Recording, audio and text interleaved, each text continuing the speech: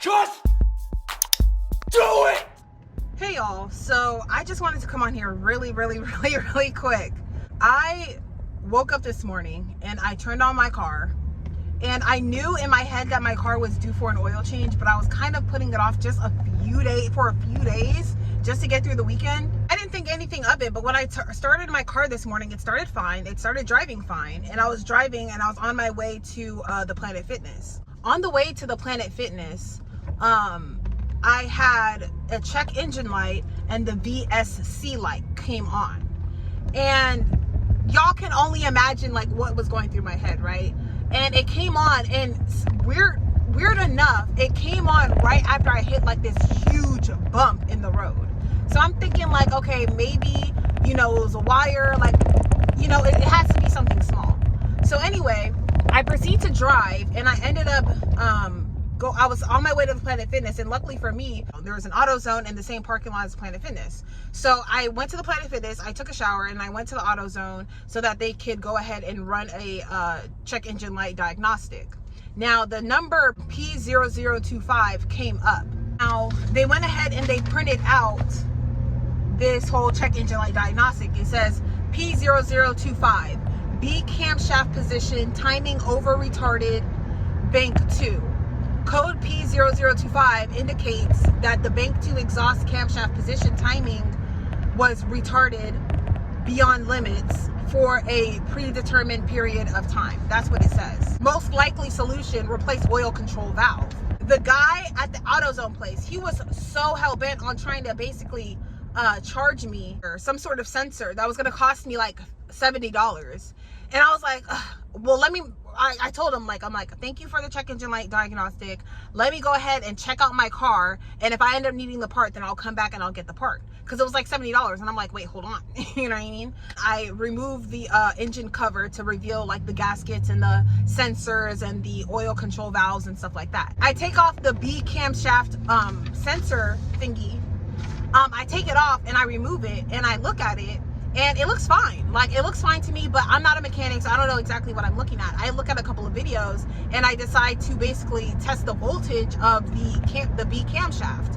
And so I have literally this tiny multimeter by Eton, this tiny little multimeter, okay?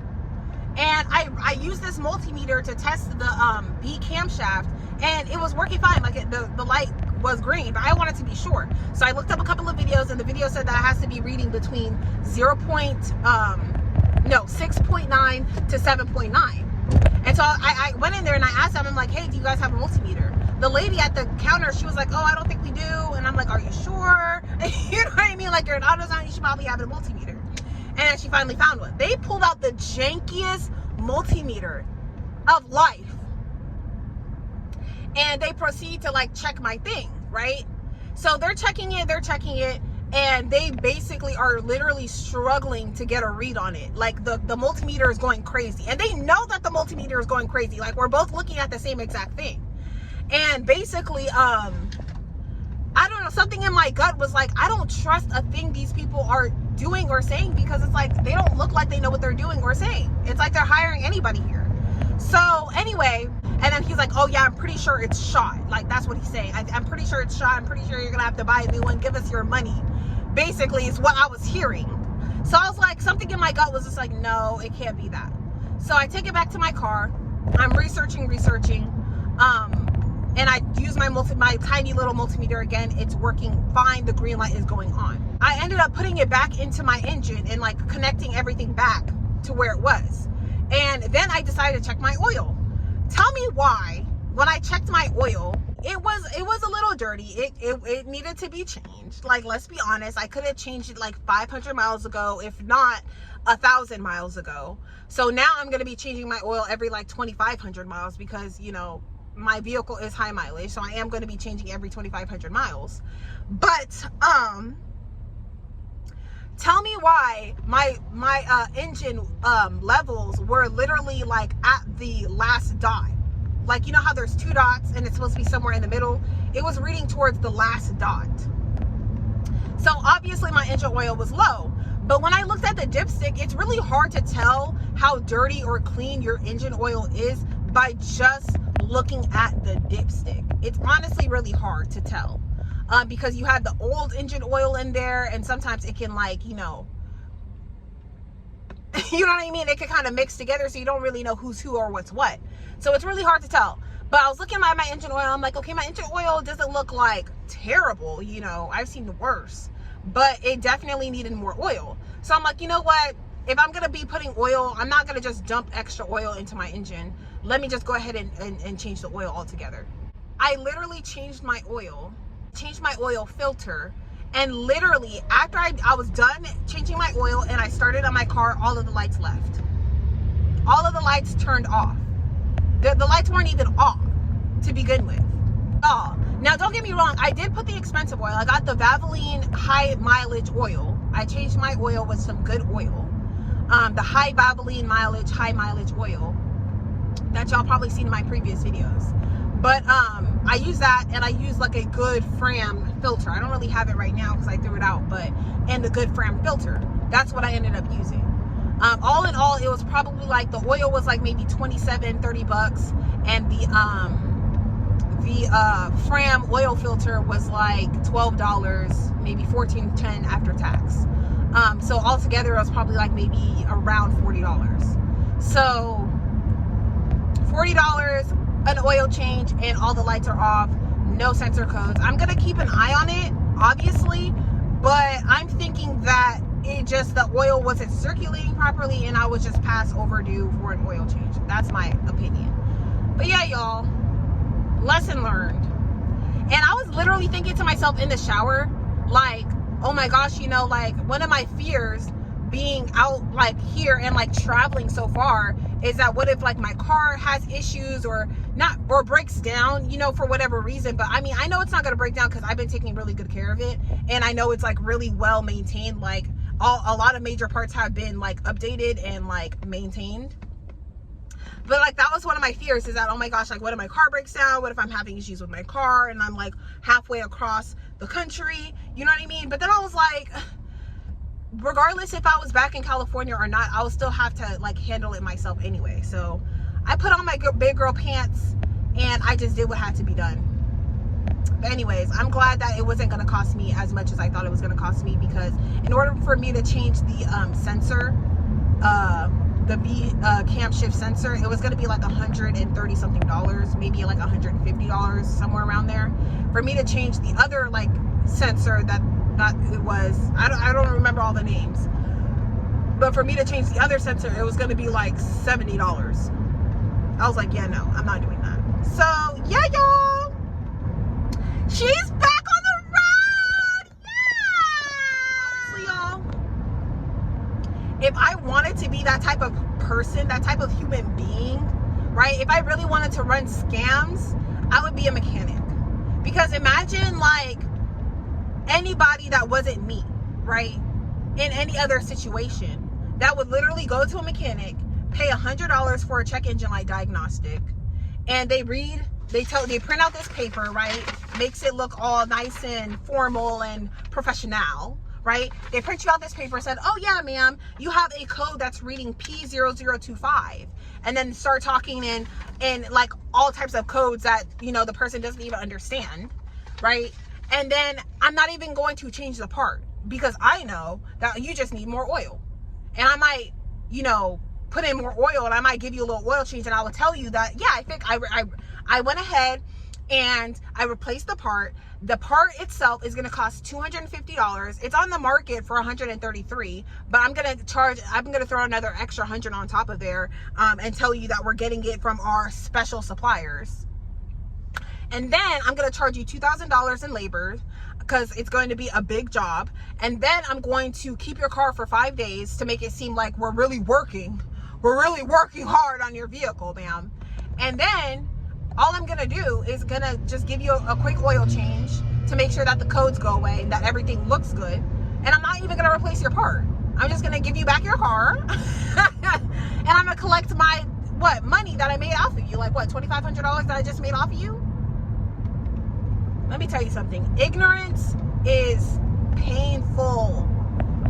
Ignorance hurts the pockets, man. That's the only benefit of experiencing poverty, is that you end up developing skills simply because you cannot afford to pay somebody else to do the job for you. So you have to learn and figure things out on your own. Like, wow. And shout out to all the mechanics online and on YouTube, on YouTube University, that are trustworthy and truthful. So I'm just gonna keep an eye on it. But I mean, it's driving a little bit better than it was even before. So we'll see, y'all. 3 days later. Hey y'all, so basically, I mean, this problem started a while ago. My battery has been having issues. Before I even started this road trip, I thought that I maybe had just like, you know, like when you turn on the car, not all the way on, but like to the ACC portion of it, I basically have to do that in order to like close the sunroof, or to close or open the windows or stuff like that. So when I would do that, it would also crank on the AC, and obviously the AC, you know, uses a lot of power. So I try to make sure that the AC is not running when I'm doing that kind of thing. But anyways, I remember last night I had to do that, and I wasn't having any issues with the battery. Like, I wasn't having any issues pretty much at all with the battery the past few days. So all of a sudden now my battery is just giving me issues. I don't know if it's the battery, or if it's the alternator, or if it's the starter, but there's something going on with the electrical system, which is crazy to me. I don't know why this stuff keeps happening, but I'm at this point, if you're asking, if you're wondering, I am completely numb. Like, when these issues kind of come up, I'm just like, okay, what are we gonna do about it? Because that's pretty much all, like, that's like the only mindset that is actually helpful at this point. Like, I have this battery charger. Luckily, the AutoZone and the Walmart is within walking distance. The AutoZone closes at 8, and it's like 4:30 right now. So I'm trying to like figure out what the issue is. So what I was gonna do is, there is a lot of corrosion around the battery terminals. So I'm thinking maybe it's that's causing the battery not to charge effectively while the car is on. Regardless of what it is, y'all best believe that I'm gonna try to figure this out by myself before I pay anybody else to do it. I refuse to pay somebody $150 to $200 an hour for mechanical labor. If it's something that I could potentially do myself, even if it takes me all day, shit, even if it takes me 2 days, I'd rather do it myself. I'm just gonna take it one thing at a time. So yeah, so what I'm gonna do first is I'm gonna fill up my ice water, and then I'm gonna clean off, I'm gonna remove the battery terminals, and I'm gonna completely clean and wipe away all of the corrosion that I see around my battery terminals. And then I'm going to see if that helps. My thing is that the car will die. Like, if the car turns over, I'll let the car run. The car will be running. It'll work out fine. Everything will be fine. It'll run for like 30 seconds, and then it will just die. But even if it's not holding a charge, the car should be able to run without the battery. As long as it turns over, the car should be running. So in my gut, I'm thinking it's the alternator. This is the corrosion that I'm talking about. So I took apart this terminal along with this part right here. This part goes to the fuse box, and this part goes to the alternator, and then there's this part as well that connects them all. This, I don't know what is going on there, but that is not cute. And I don't know what this gel is. I mean, I'm sure, I want to hope that there is a reason for all of this gel that was put on there, but I'm not feeling it, so it's all coming off.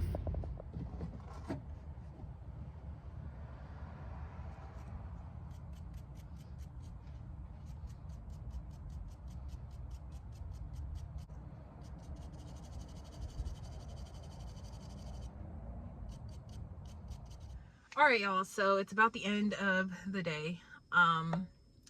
I still was able to make a decent amount of money today, so I'm not like super upset. However, I am still somewhat upset. So I cleaned out the entire battery terminal and I wanted to run some tests. So basically I was like, okay, it could be one of maybe 4 things. Either the battery terminal just needed to be like really cleaned down. Maybe like, you know, the alternator wasn't able to effectively charge the battery terminal. And then, so I did that. And then I was like, okay, well, maybe it's like an alternator fuse. Turns out like, I don't really think that this car has like a regular alternator fuse that I could just take out. So that's out. So I was like, okay, maybe it's the battery. Well, I went to Walmart and I bought this multimeter and I was able to test the battery. The battery is reading fine. Like the battery is able to maintain 12 volts perfectly fine. Every time I read the battery, it was like, even like if it was like unplugged or just like left there for a while, it was reading at least 12 volts. Now, when I turn on the car and I allow the car to run, the battery will then begin to drain from 12 to 11 to 10. After it reaches like under 10 or around 10 to 9, that's when the car will just go ahead and completely shut off. And that is the problem. So with that being said, I decided to then run a really quick old school alternator test where basically you start the car. After you start the car, you unattach one of the battery terminals. And so I did that. And if the car basically shuts off, then it's a bad alternator. If the car keeps going, then the alternator is fine. So yeah, it turns out tomorrow morning, I'm going to be changing my alternator. I was trying to test my alternator with the multimeter because I felt like I wanted to see exactly how much power it was giving out, if anything. A part of me hoped it was a battery because honestly, Walmart sells batteries for, I think, 70 bucks. The alternator is going to cost me about $250, if not more. So we're looking at around 300 bucks. Now, luckily, I've been making money the past couple of days, so I have it.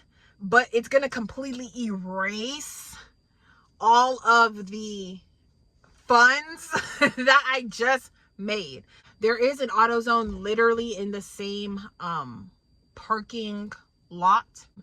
But I'm going to go ahead and watch some videos on how to change the alternator. But yeah, y'all, if y'all don't think I'm going to change this alternator myself, you best believe I'm going to change this alternator myself. It's unfortunate that it's one thing after the other. I found this wonderful place in Washington, which I love, but you know, like this is definitely like one of those bumps in the road. So, I mean, I definitely want to take my time traveling. Like, I'm not trying to just go state to state to state to state to state to state. Like your girl, she doesn't got it like that. You know what I mean? So I'm not trying to go to state to state to state.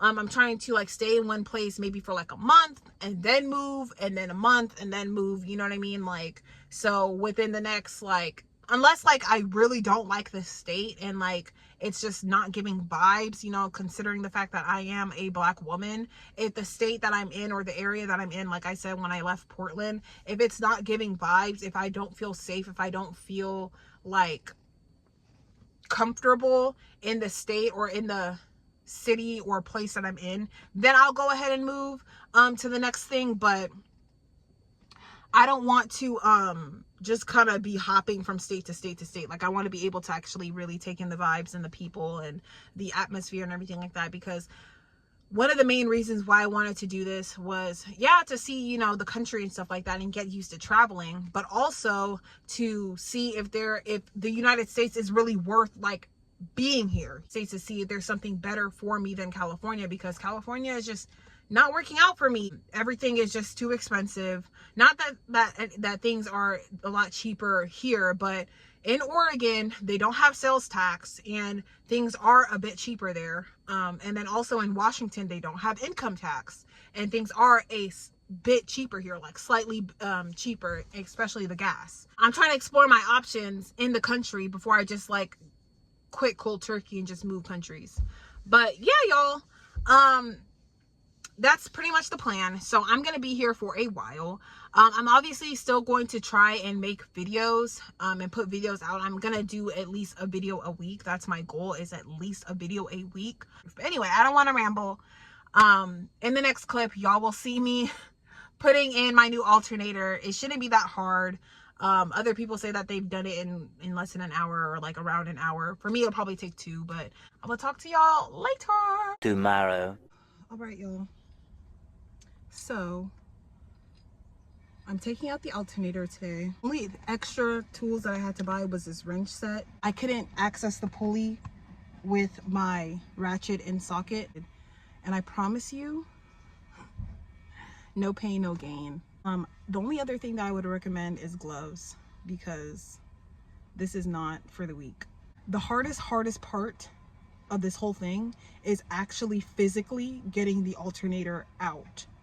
That is like the hardest part. Everything else is just literally unbolting and screws. So I'm gonna show you. There, in there was where the alternator was. I had to unscrew off the radiator hose right here. So I lost some coolant, which I'm probably going to have to either do a coolant flush and put fresh coolant or something of that nature. I'm not sure, but there's that. I mean, coolant's not that expensive, so it is what it is. And then here's the alternator, the culprit. You ruined my day yesterday. Yeah, you did. And I took off the bracket, so now I'm about to head to the AutoZone, which is across the parking lot, to get my new alternator. Yay! But yeah, it was like way in there. So imagine having to get this big thing through this little hole. Not for the weak.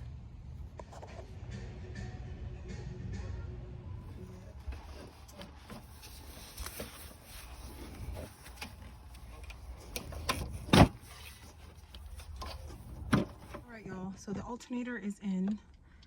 Because I had to remove one of the engine radiator hoses, I needed to flush out the coolant and add more coolant. That was about $26. But everything is reconnected. So, moment of truth. I'm kind of scared.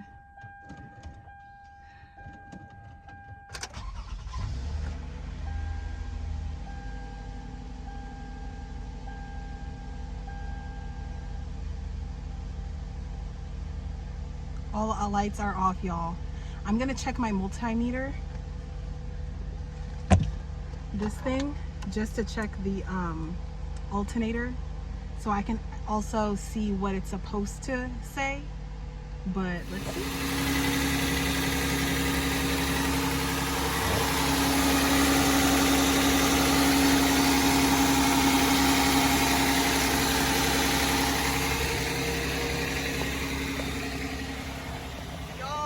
So I was idling the car. Ooh, I cut myself real bad down to the white meat. But anyways, I was idling my car, and I'm idling it now, and I'm blasting the heat. It's not very hot. I'm kind of waiting for that to like regulate itself. There are no lights on the car. The temperature gauge is temperature gauging in the middle, as it should. And yeah, I mean, everything looks great. I probably put a little too much coolant in the radiator, so a lot of it kind of like basically spilt out. But I do have I don't know, like it's supposed to take a gallon and a half of coolant. I don't even think I emptied a gallon and a half of coolant when I flushed it, so I wouldn't be surprised if it doesn't need the second coolant bottle that I bought. If it doesn't, of course I'm gonna return it. But so far so good. I'm just gonna take it for a little spin, and probably not gonna spark today, or at least probably not gonna spark till later, until I know for sure and that I feel good about the repair. But the alternator is alternating. Okay, yeah, she's alternating, she's good. It cost me $274 for the alternator, unfortunately.